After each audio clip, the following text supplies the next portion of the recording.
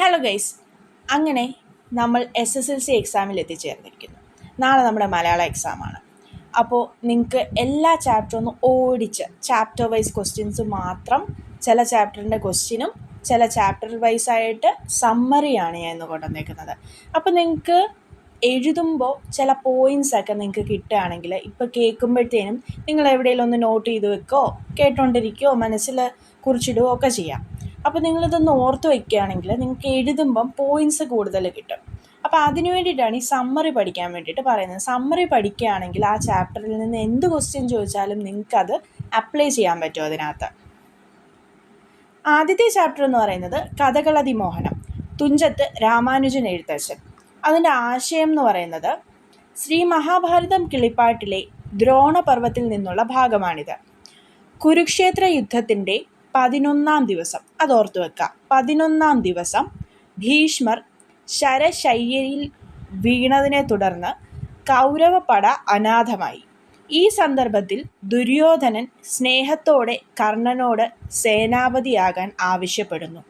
എന്നാൽ ഗുരുവായ ദ്രോണാചാര്യർ ഇരിക്കുമ്പോൾ താൻ ആ സ്ഥാനം ഏറ്റെടുക്കുന്നത് ശരിയല്ലെന്നും താൻ ആരെയും പ്രീതിപ്പെടുത്തുവാൻ വേണ്ടി സംസാരിക്കില്ലെന്നും കർണൻ മറുപടി നൽകുന്നു. കർണൻ്റെ നിർദ്ദേശപ്രകാരം ദുര്യോധനൻ ദ്രോണാചാര്യരെ സേനാപതിയായി അഭിഷേകം ചെയ്യുന്നതാണ് ഈ കവിതയുടെ സാരം. കവിതയുടെ തുടക്കത്തിൽ പഞ്ചവർണ്ണ കിളിയോട് കഥ പറയാൻ ആവശ്യപ്പെടുന്ന കവി കിളിക്ക് കഴിക്കാൻ മധുര പലഹാരങ്ങളും പാനീയങ്ങളും ഒരുക്കി വച്ചിട്ടുള്ളതായി വർണ്ണിക്കുന്നു. ഇത്രയാണ് നമ്മുടെ സമ്മറി എന്ന് പറയുന്നത്. ഈ സമ്മറി കേൾക്കുമ്പോൾ നിങ്ങൾക്ക് ഞാൻ ഭയങ്കര സിമ്പിളായിട്ടാണ് സമ്മറി കൊടുത്തേക്കുന്നത്. അപ്പോൾ അതൊന്നും കൂടെ നിങ്ങൾ പോസ് ചെയ്ത് വെച്ചിട്ട് വായിക്കുമ്പോൾ നിങ്ങൾക്ക് കുറച്ചും കൂടെ ക്ലിയർ ആവും ആ ചാപ്റ്റർ. അതുപോലെ പിരിച്ചെഴുതുന്നത് എങ്ങനെയാണെന്നാണ് ഞാൻ പറയാൻ പോകുന്നത്. കഥകളതിമോഹനം എന്ന് പറയുമ്പോൾ കഥകൾ അധികം അതിമോഹനം, പിന്നെ തെളിഞ്ഞ് അധികം എൻ, കുറുക്കി അധികം കൊഴുത്ത, ഇങ്ങനെയാണ് നമ്മൾ എഴുതേണ്ടത്. അതുപോലെ വിഗ്രഹിക്കാൻ, പദങ്ങൾ വിഗ്രഹിക്കാൻ പറയുകയാണെങ്കിൽ പഞ്ചവർണ്ണ കിളി, 5 വർണ്ണങ്ങളോടുകൂടിയ കിളി. ഭരദ്വാജൻ്റെ നന്ദനൻ അഥവാ പുത്രൻ. ഇങ്ങനെ ചില ക്വസ്റ്റ്യൻസ് ചോദിക്കാൻ ചാൻസ് ഉണ്ട്. അപ്പോൾ നിങ്ങൾ അതൊക്കെ ഒന്ന് നോക്കുക. നിങ്ങൾക്ക് നോട്ടിലും അതുപോലെ നിങ്ങളുടെ ടെക്സ്റ്റിലും ഒക്കെ കൊടുത്തിട്ടുണ്ട് ഇങ്ങനത്തെ ക്വസ്റ്റ്യൻസ്. അതൊക്കെ ഒന്ന് നോക്കി പോവുക. ഞാനിപ്പോൾ സമയം കുറവായതുകൊണ്ടാണ് എല്ലാം പറയാത്തത്. അപ്പോൾ നമുക്ക് ആസ്വാദനക്കുറിപ്പ് എങ്ങനെ എഴുതാം, ഇതിൻ്റെ ആസ്വാദനക്കുറിപ്പ് ഞാൻ പറഞ്ഞുതരാം. അതുപോലെ നിങ്ങൾ എല്ലാ ചാപ്റ്ററും ഒന്ന് നോക്കി പോവുക.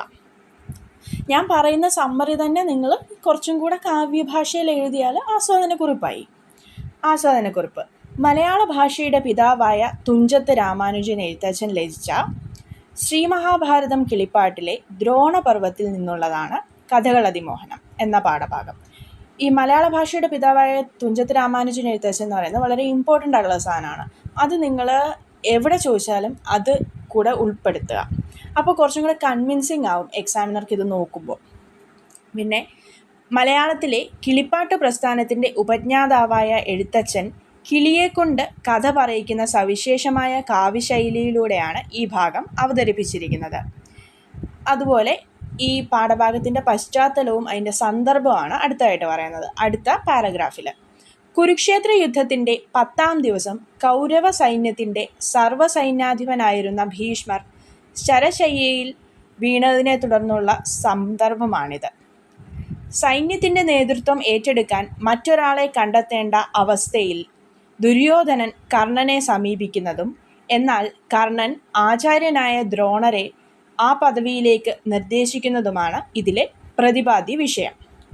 അതുപോലെ മാതൃഭാഷയുടെ മാധുര്യം ഈ കവിതയുടെ തുടക്കത്തിൽ കവി പഞ്ചവർണ്ണ കിളിയെ കഥ പറയാൻ ക്ഷണിക്കുന്നു.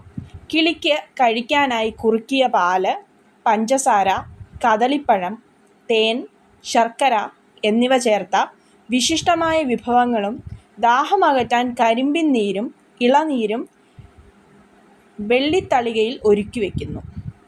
ഇത് നിങ്ങൾ ഓർക്കുക.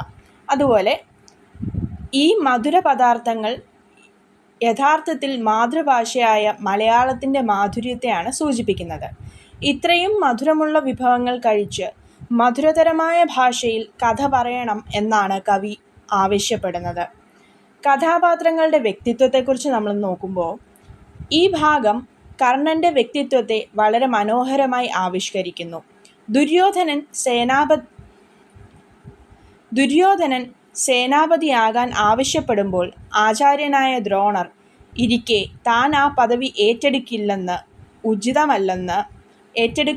ഉചിതമല്ലെന്ന് കർണൻ വിനയപൂർവ്വം വ്യക്തമാക്കുന്നു.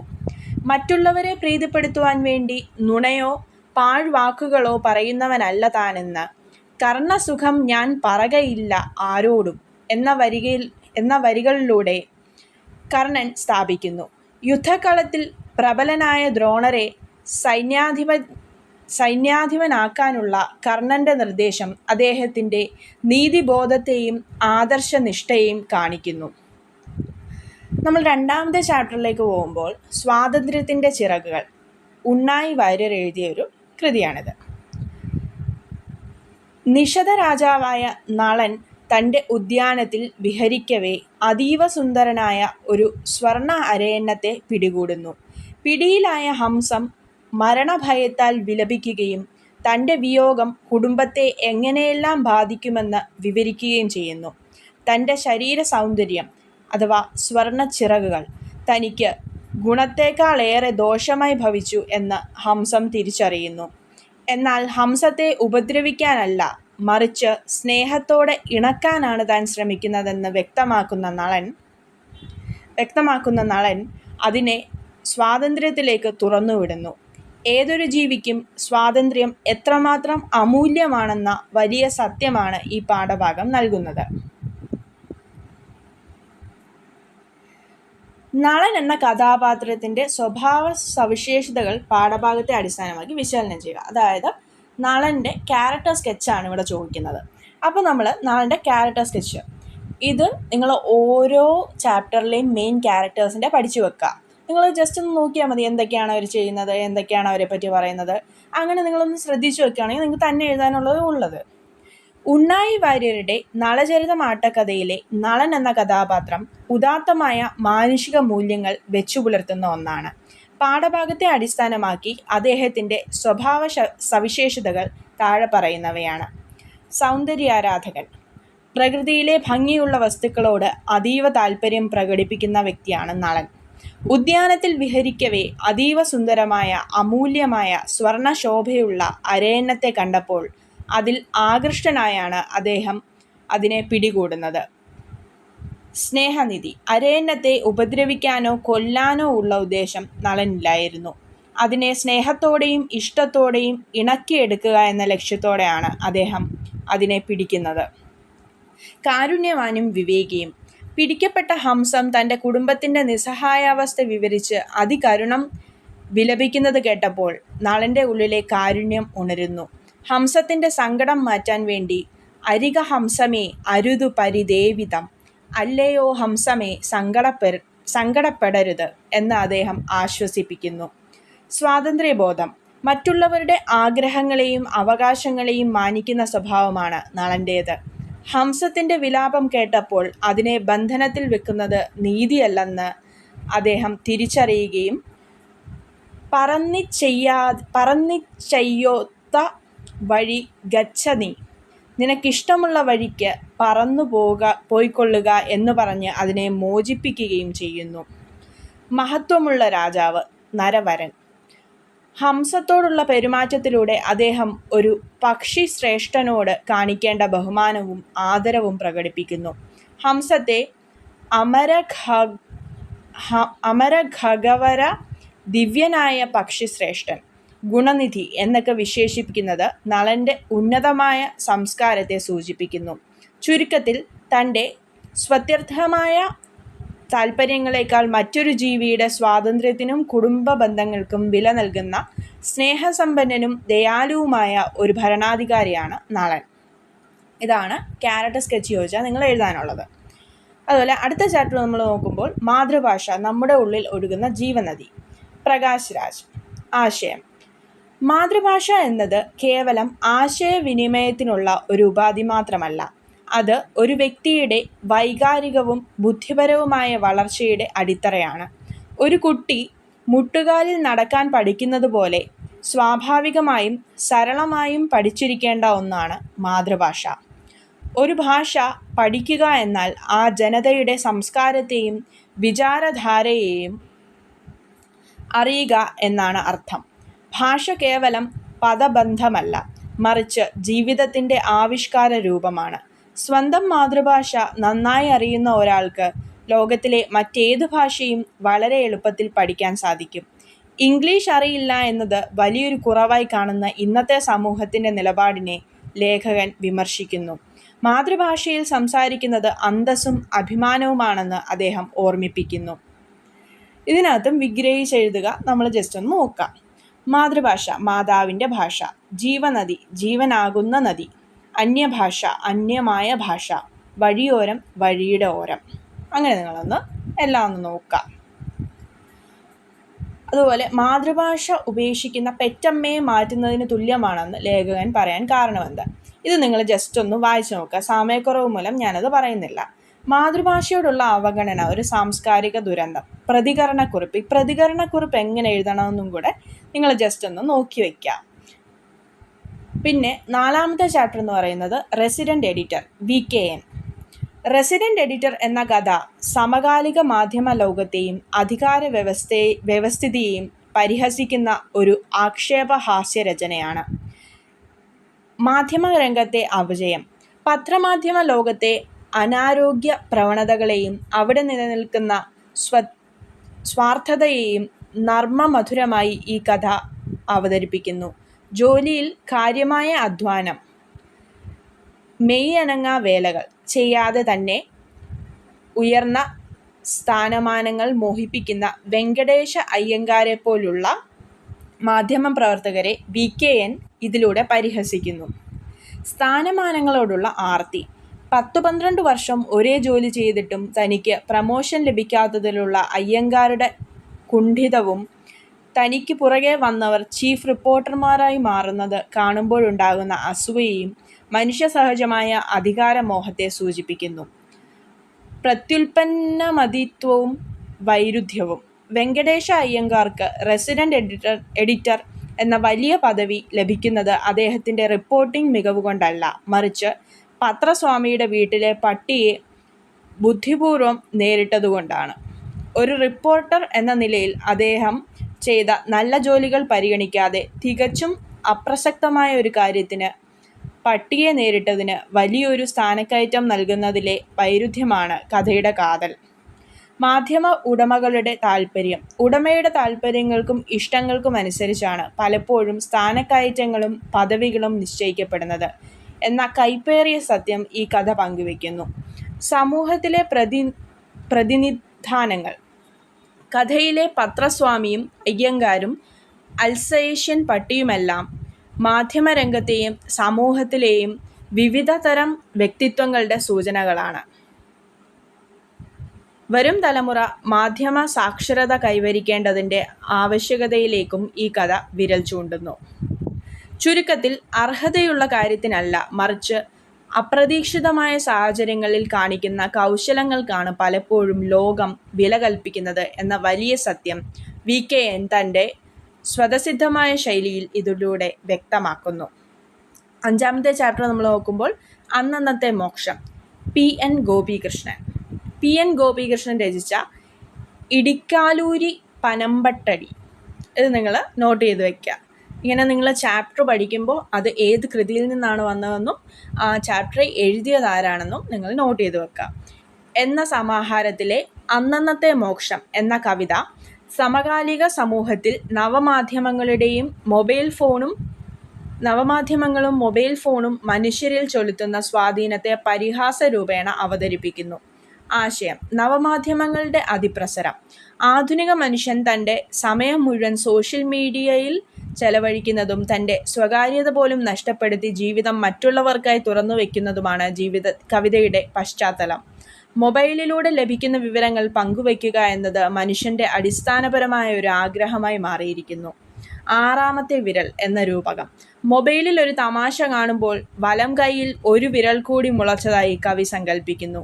അത് ലഭിച്ച വിവരമോ തമാശയോ മറ്റാരേക്കാളും മുൻപേ മറ്റുള്ളവരിലേക്ക് എത്തിക്കാനുള്ള ആധുനിക മനുഷ്യൻ്റെ അതിയായ ത്വരയെയും വ്യഗ്രതയെയും സൂചിപ്പിക്കുന്നു. ക്ഷണികമായ മോക്ഷം. സാധാരണയായി മോക്ഷം എന്നത് ശാശ്വതമായ മുക്തിയെയാണ് സൂചിപ്പിക്കുന്നത്. എന്നാൽ ഇവിടെ അന്നന്നത്തെ മോക്ഷം എന്നത് സോഷ്യൽ മീഡിയയിൽ ഓരോ ദിവസവും വിവരങ്ങൾ പങ്കുവയ്ക്കുമ്പോൾ ലഭിക്കുന്ന നൈമിഷികവും താൽക്കാലികവുമായ സംതൃപ്തിയെ പരിഹസിക്കാനാണ് ഉപയോഗിക്കുന്നത്. മാറുന്ന വ്യക്തിത്വം. ഒരു തമാശ 150 പേർക്ക് പങ്കുവയ്ക്കുന്നതോടെ അയാൾ ഒരു സ്രഷ്ടാവായി, കർത്താവായി മാറുന്നു. മറ്റുള്ളവരുടെ ചിരിക്ക് കാരണക്കാരൻ താനാണെന്ന് വിശ്വസിക്കുന്നതിലൂടെ ഒരു ഹാസ്യതാരത്തിൻ്റെ പരിവേഷം അയാൾക്ക് ലഭിക്കുന്നു. ഇതിലൂടെ പകർത്തി അയക്കപ്പെടുന്ന വിവരങ്ങൾക്ക് പിന്നാലെ പോകുമ്പോൾ സ്വന്തം വ്യക്തിത്വം നഷ്ടപ്പെടുന്നത് കവി ചൂണ്ടിക്കാട്ടുന്നു. മനസ്സിൻ്റെ ഖജനാവ്. തനിക്ക് ലഭിച്ച അറിവോ തമാശയോ മറ്റുള്ളവർക്ക് പങ്കുവയ്ക്കാതെ ഉള്ളിൽ തന്നെ സൂക്ഷിച്ചാൽ അത് വളിക്കുകയും പുളിക്കുകയും ചീഞ്ഞു പോകുകയും ചെയ്യുമെന്ന് കവി പറയുന്നു. അതായത് മറ്റുള്ളവരുടെ അംഗീകാരം കിട്ടാത്ത വിവരങ്ങൾ കൊണ്ട് പ്രയോജനമില്ലെന്ന് ആധുനിക മനുഷ്യൻ കരുതുന്നു.